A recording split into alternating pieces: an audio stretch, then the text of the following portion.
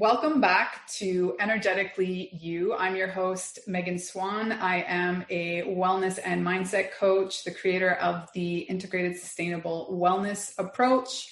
This podcast is all things abundant mindset, healthy habits, and optimal wellness.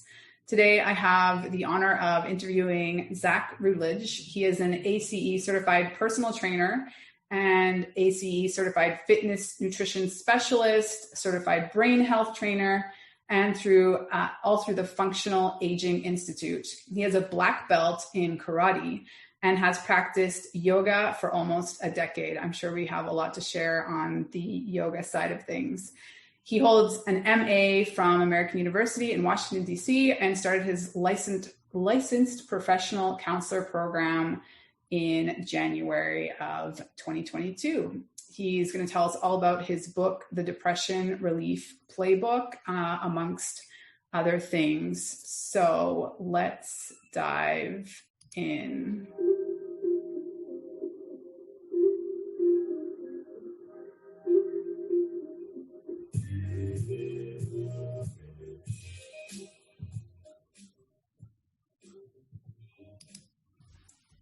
Hi, Zack. Thank you so much for being here. Welcome. How are you today? No, thank you so much for having me. It's a real honor. And I honestly really do love what you do.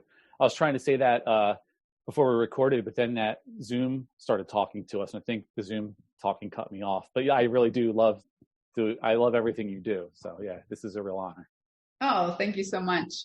Well, can you tell us, I don't know, where should we start? I love how you integrate a lot of things that I love too. So can we start with the physical practice? Have you always done yoga and karate? And how do you feel that those things are related to each other and to your mental health?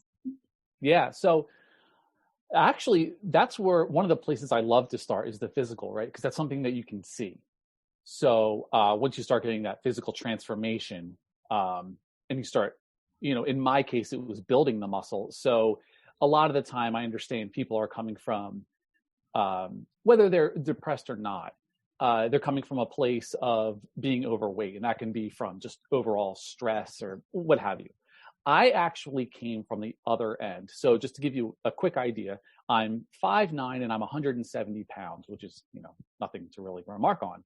However, I was 124 pounds. Wow. So yeah, in my deepest, darkest days. So I'm actually coming from the other end. Yeah. So seeing those physical changes was pretty important because, like my doctor said, if I had gotten sick, I had nowhere to go. Mm-hmm. So it was getting a little scary there. So anyway, that being said, karate I actually did mostly as a teen. I did it from about the age 11 to 18 when my karate school shut down, and loved it. And I love the whole working out aspect of it, but really what I gained most from it was like the working in, which is a lot of what yoga has as well. Mm-hmm. And I think it was just kind of like I took it for granted at the time, right? When you're a teenager, that most teenagers aren't, doing meditation exercises. So that was a really, really I just happened to fall into this really great martial art that worried about that kind of stuff or concentrated on that kind of stuff. And it wasn't just like a mixed martial art like a lot of people do now, where it's just like grappling and fighting on the floor and that kind of stuff. Mm-hmm. So I was very lucky with that. Now, I didn't start yoga till I was in grad school, actually. It's a brief, funny story. It's worth telling. So our gym was like a normal gym with all the weights and stuff. And then there was a separated room and we were having a yoga class in there. And I was just going because it was free.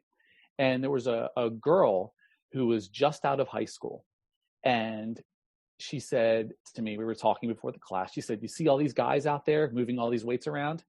They have no idea what fitness is." And she was totally right. I'd never been so sore in my life, right? So I don't need to explain to you like the magic of yoga, right? I've been hooked since. I don't need to explain it to you either. But if you haven't done it, you will love it, and you'll become an evangelist like us, because it's just radically changing. It's not just the the external stuff, like the physical stuff, but the working in as well. It's like my new martial art is what I call it. Lots of crossover there, definitely. Obviously, you're not fighting anybody in yoga, but that's great too. You know, essentially yourself or your mind, right? Right. Yeah. So how all the things that you are so passionate, interested in, were a result of your own depression, like trying to understand yourself better, or did it somewhat do the other way around? No. This was like I say I built myself back up brick by brick, and it took me many years to do that. And essentially, like the book came, it's like a consolidation of all the things I've learned over the years, and just trying to kind of speed up that process for other people. It's the things I've learned through the martial arts, through yoga, through my brain training, through, what have you, my nutrition training, things like that. My own experiences with, even medication I get into. But the idea to write the book, it didn't come until in COVID, actually. So my friend said that COVID was kind of like shaking the leaves from a tree. And we kind of found, if we had the insight, if we were lucky enough to have the insight, we found the things that really mattered to us. So I lost my day job, and I had some extra time, like a lot of us. I was still doing the training on the side, and I had time to reflect. It's like, what do I really want? So I was applying to grad schools to become a therapist, and the way mechanically the book came out, for lack of a better word, was back in grad school, people had known my journey, and there were a lot of people I went for film, and a lot of people in those creative circles tend to, I don't want to say all of them, but tend to deal with a lot of depression. And they were reaching out to me and asking me for advice. So I was writing all these emails to people because they would ask me for advice. I'd tell them, they'd forget. And then I'd be like, okay, well, I'm just going to write this down for you. And so I was compiling all these emails for people. And then the same thing happened with COVID. A lot of people didn't know how to deal with it, and they were becoming depressed, and they were like, well, you've been through this. How do you do it? So I said, you know what? I started sending emails to people, and I started taking my old emails from school, sending those. I said, this would just be way easier if I just wrote a book. That's honestly mechanically what happened. So I wrote this book just to give to my friends and get it out there. And I was kind of convinced by people. They're like, you should put this on Amazon or something and make this available to other people. So that's what happened. Yeah. I love it. I feel like the best passion projects happen like that organically. It's like clear the path because that's what's being asked of you in the moment. Yeah. It literally was being asked of me, so I just did it. So can you tell us a little bit about your journey with depression? Was there a certain catalyst, or did it happen, and how young were you diagnosed? Sure. So looking back, I had a very stable childhood and everything was, quote unquote normal. And, but looking back, now that I have the insight, there were definitely some chemical issues going on. No catalysts before I was 18, right? So, but I did have people saying things to me like, hey, are you okay? Just simple little things, right? Like adults saying things to me.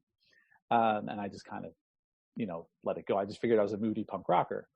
And then when I was 18, the summer after high school, my best friend was killed. And that was when everything spiraled, right?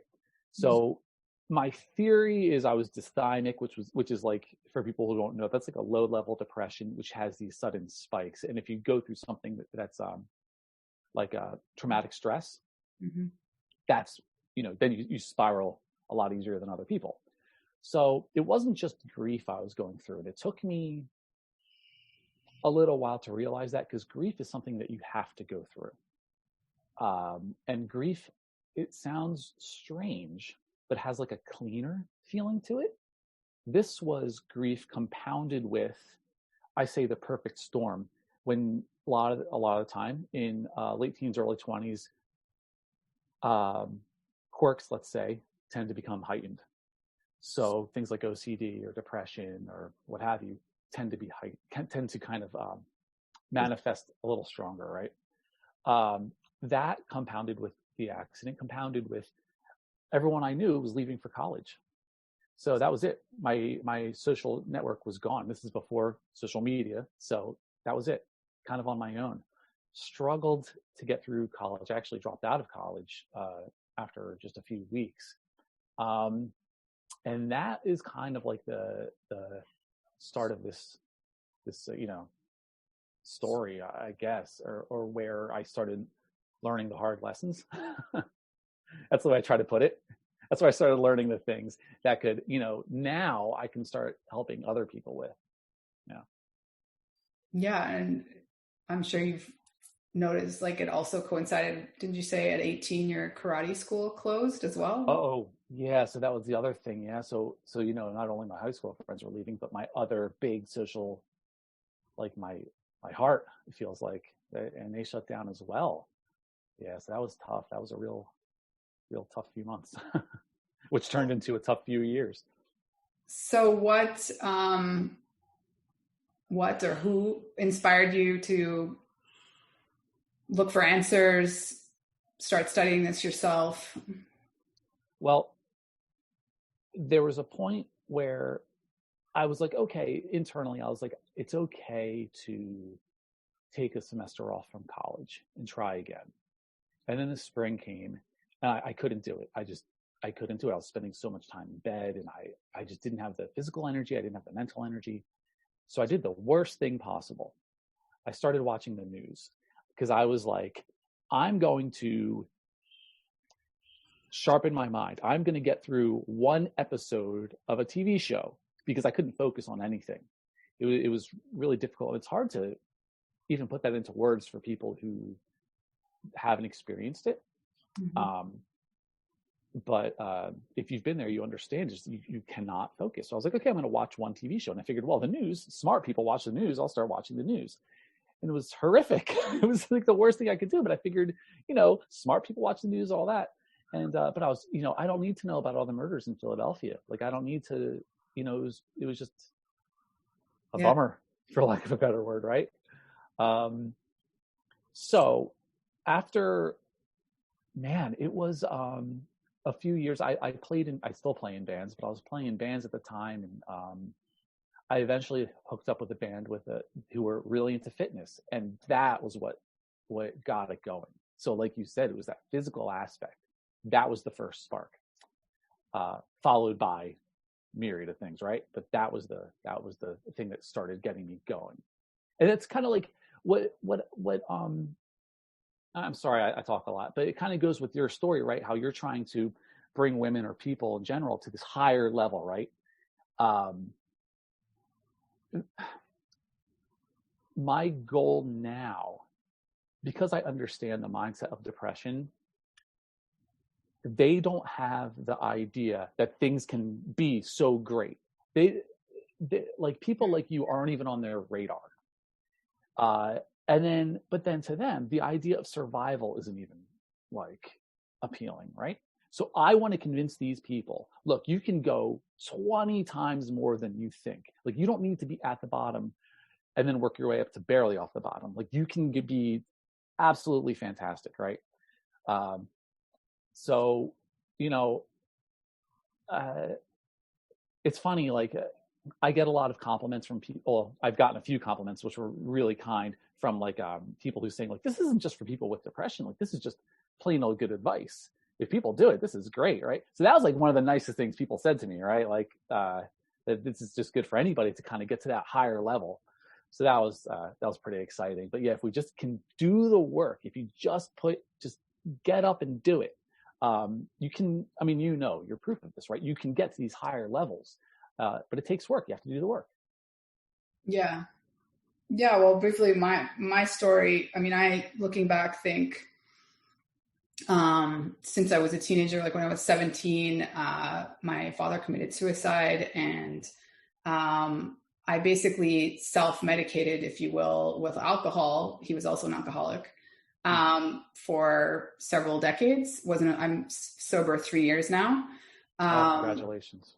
And I think with that, quickly after becoming sober, I turned that energy towards running.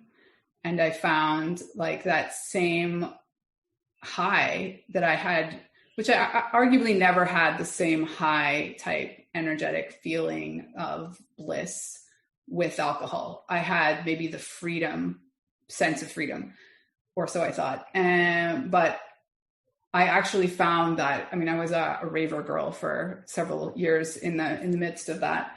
And so I felt like that ecstasy high running and completely sober. And I can tap into that now, like whenever I want.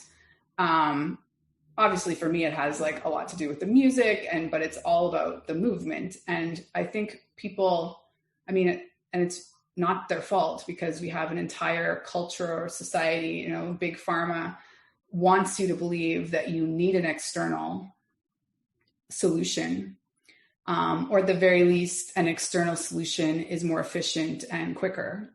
But I'm curious, were you ever on depression medication? Did you go through a journey there, or were you always just on your own dealing with it?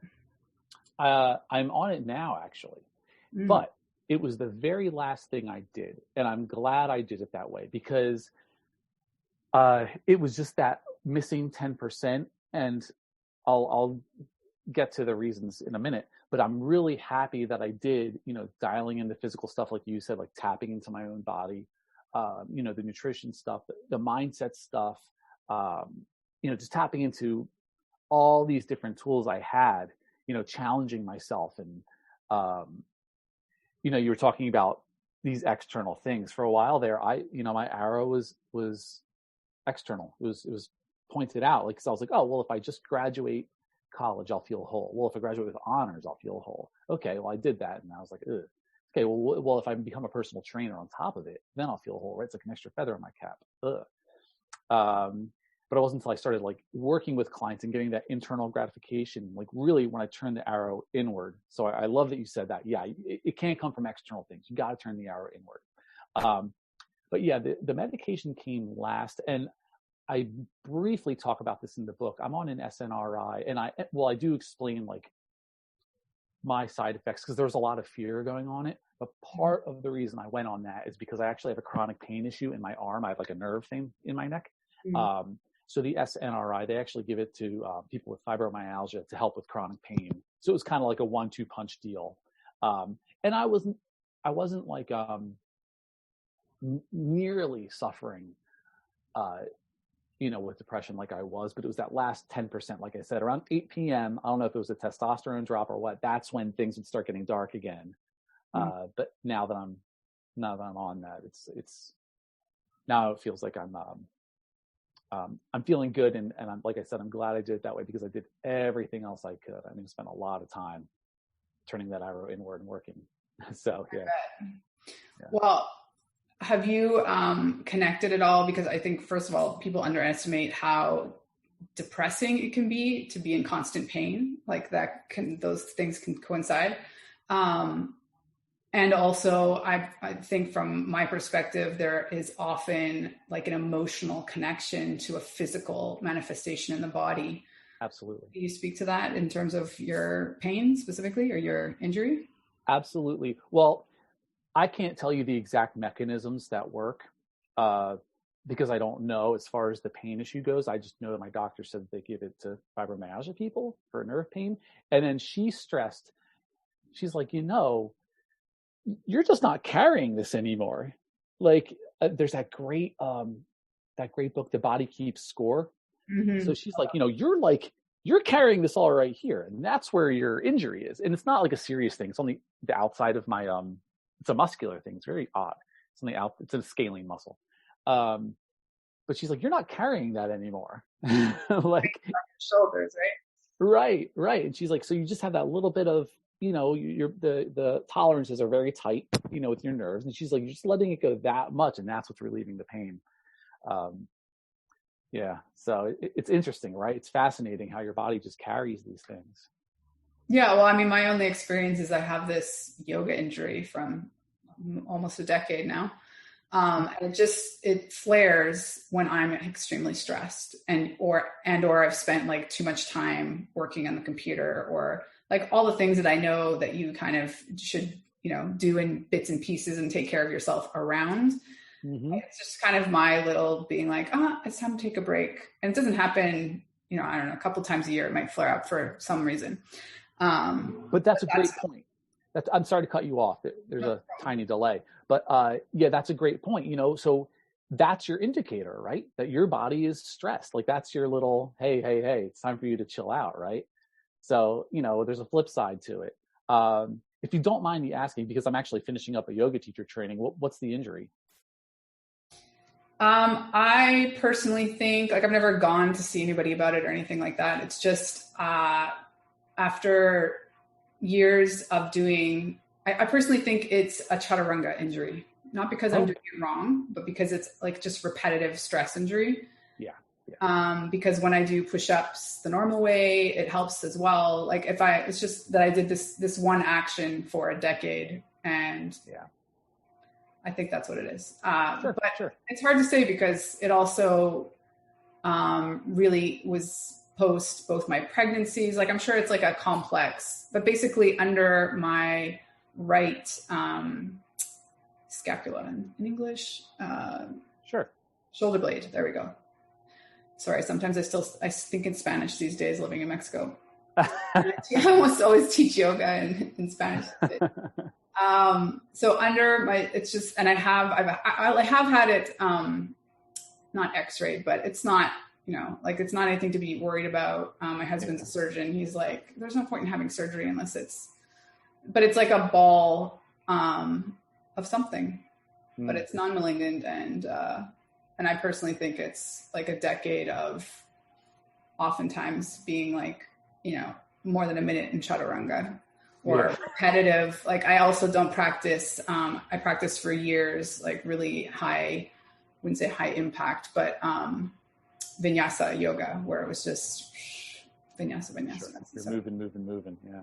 Yeah. So I think, but enough about me. So tell us what, I don't know. I don't want to put a number on it, but can you give us some sort of major takeaways for you in your experience and everything you've studied in terms of nutrition that you think is key for people that are suffering or feeling like they may be more depressed than usual? Okay, well, I'll start with everyone's a little different, of course, and I highly recommend that people get an allergy/intolerance test. My fiance actually got one on her back. They tested her for 80 different things. So yeah, no fun, but it wasn't terrible, right? So it's like these little tiny pinpricks, and they see what you react to. But now she knows there are certain foods that she's just no good with, right? I haven't had it done, but I know if I have a glass of milk, it's not going to end well. So now what I typically recommend, like in my private practice when I have people coming, is just go with something low inflammation. Like I like the Mediterranean diet, barring the things that don't work for you. I really like there's actually the anti-inflammation diet, I think it's called. I have the book that I like. I have it listed in my book. I bought it for 1 million people. I have a little list of suggested reading in the back of my book. But yeah, that anti-inflammation diet is fantastic. One of the reasons, though, that it's so important to dial in your diet is there's a theory now that, and I partially agree with this, just like there's no silver bullet cure, right? There's no like one cause. That's how I feel. That depression can be primarily a gut issue because you actually create more serotonin in your gut than you do in your brain. So people are giving probiotics to treat depression. I believe that's one aspect, right? But it's an aspect, right? Some people say it's an inflammation issue because of, even like speaking of small tolerances, right? If you have that tiny bit of inflammation in your brain, that could be, just offsetting things just the wrong way. So really the takeaway, man, I'm sorry I talk so much. takeaway. See what works for you. But yeah, I really like this low inflammation diet, but it is important to get your diet in check and see what works for you. Yeah, I love that. Everything you said, those all things I would equally recommend. I think people sometimes underestimate. I mean, it's just good. The allergy test is a great suggestion, and everyone is different. Like something that could really be affecting one person isn't necessarily affecting someone else. So there's a big, it's important to understand our bio-individuality in that sense. And also there are certain things that, I mean, I grew up thinking drinking, 8-ounce glasses of milk every day was good for me. Whether or not it was as a kid is another discussion, but as an adult, there's very little evidence that that's necessary. And most people have all these other reactions and they're not even aware. And I think with the diet, I don't want to say problematic, but it can often be this buildup, like you can adapt to pretty much anything. And so it's not this direct relationship that's easy to see sometimes. It's because you've been eating this thing for a decade or 2 decades. And it's just like your body's now showing up like, you know what, we can't do this anymore. And so you have, you present with either physical or emotional, mental symptoms. So what else did you want to tell us about brain health? Because I love that that's one of your expertise. I'll keep this one short, I promise you. Okay, so if you don't already, this is going to sound silly, but it's very actionable. I love actionable things. Start juggling, okay? Really, really good for your brain. And I'll let you guys Google it, but juggling is great for your brain. I'll give you one more because I talk so much. It's my new obsession. It's all the rage in the senior centers. Start playing pickleball. Good Lord. Have you ever played pickleball? Okay. So, Megan, I don't know what you're doing here. Pickleball, you got to get with it. Pickleball is kind of like a cross between like ping pong, like table tennis, and regular tennis. So you're on a regular tennis court, but it's a way smaller size, but you have like a giant ping pong ball. It's brilliant. And it's like a cross between the two. It's like standing gigantic ping pong. You feel like you either feel like you're a giant playing tennis or a really small like mouse playing ping pong. Either way is super fun, right? So yeah, highly, highly recommend it. Really good for your, I can't think of it, not your occipital lobe, but is it occipital lobe? No. For your coordination, doesn't matter. Start playing it. You guys can Google it. Yeah, I know learning a second language is also really good for your brain, particularly as an adult. And as elderly people, like now, my mom was a teacher, she's retired, she's 70 now. And she always taught French. I'm Canadian, so we are forced to learn French pretty much all through elementary. But recently, because I married, my husband's Mexican, we live in Mexico. And so she's trying to learn Spanish and, she's making headway, but she's also it's more for the exercise of like mentally challenged, keeping your brain challenged in that way. Absolutely. That's great. Yeah.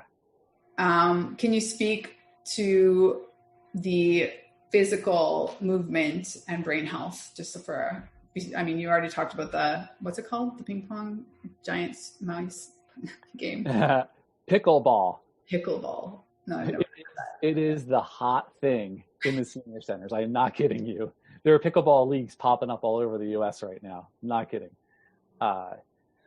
So anyway, side note, and I just moved, I'm moving next week, like across the street from a pickleball court. So I'm like so stoked. Anyway, that wasn't on purpose. So I'm just like really stoked on it. Anyway, so that when you do certain exercises, and all exercise is good for your brain, it's just depending on the exercise, it's going to affect different lobes of your brain. And what's physically going to happen is you're going to have the neurogenesis where your nerves are actually going to become more dense, more of that white and gray matter.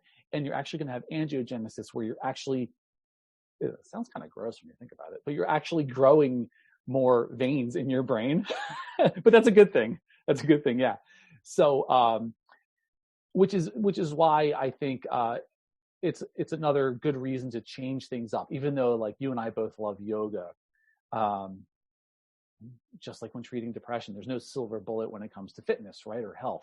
So your brain's part of your body, right? So, if you love cycling and swimming, that's great for certain parts of your brain, right? But you're going to want to do things that have that coordination, like pickleball or even table tennis. But it's radical. It's so fascinating, and I recommend people go to the Functional Aging Institute. That's where I got my brain health certification. It's run by the guys. I don't know if you would know him, but Daniel Amen. He wrote "Change Your Brain, Change Your Life." It's run by the guys who they trained under him. Guys and ladies who trained under him. They're the ones who started this Functional Aging Institute. Yeah, very fascinating. And you'll come away with 10 things you can do today for your brain health. Really cool site. Love it. Well, I can't believe that there is pickleball actual courts. I have to Google this after we get off the call. Okay. So I'll be honest with you. Okay, so all they do is they set up a net within a tennis court. Okay. So you like make it smaller. Yeah. I feel like my kids have probably already watched this on YouTube, and I'm going to ask them what it is, and they're going to know because I'm just out of the loop.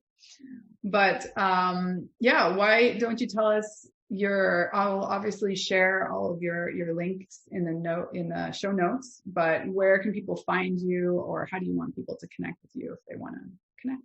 Really, the best way is just email me at zacksrutldege@gmail.com. I don't do like a whole lot of social media stuff just because that's not where I want to spend my energy. I don't have a team of people, and this isn't my career. This is a passion thing. So I have a Facebook page that I took off a few days ago. I'll put it back up. But the best way is just to email me, and I'll be happy. If anybody wants to email me, I'll be happy to send them a free chapter of the book if they want that, if they want to check it out. Awesome. And it's on Amazon, correct? Yep. The only place you can get it, because I like simplicity. Yeah, I had the same approach with my book. So the book is called The Depression Relief Playbook. I really like the title. Thank you. It's actionable, and I feel like it presents a sense of relief, even the title. Is there anything you want to leave us with? Any sort of parting message or last bit of advice? Yeah. So obviously we want to be forgiving with ourselves, right? When we're going through these tough situations, or really in any situation, right? Because you wouldn't talk to somebody else the way you talk to yourself, right? And you're a person as well. So stop talking to yourself, stop talking to yourself in such harsh terms. But it's also important when you're in that deep depression, you have to be forgiving of other people when they say the wrong thing, and it's going to happen. They don't understand because they can't understand. If their intention is good, just be forgiving. That was something that took me a while to learn. So that's an important one, I think. Yeah, I love that. It is a huge lesson, I think. And I think self-forgiveness is probably harder. Both are hard, but it's a really important step to getting traction, having more awareness about where you want to be spending your energy. I'm a little jealous that you are not spending any energy on social media, because it's a lot of energy that you can spend there. So, it's been a pleasure. Thank you so much for being here. And like I said, we'll share all those things in the notes. If you want, I can share your email as well. If not, please do. Yeah, share my email. That's the best way to get me, Yeah. Okay, perfect. Well, thank you so much. And you've been listening to Energetically You. If you enjoyed this podcast, please take a screenshot and tag me on social media at Megan Swan Wellness. And we'll be seeing you in the next episode.